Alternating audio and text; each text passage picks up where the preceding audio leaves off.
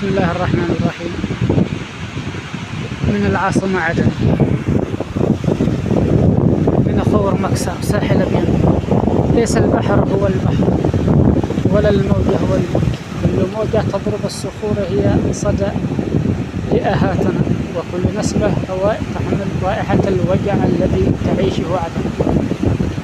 نحن هنا نجمع شتات أحلامنا وسط أزمات لا تنتهي. نقف أمام البحر لنشكوه حالنا، لا لأن البحر يسمع، بل لأننا لا نجد غيره يتسع لأوجاعنا. عدن والجنوب تنزف، لكنها لا تزال تجبرنا على العشق لها وعدم التنازل لأي شكل من الأشكال.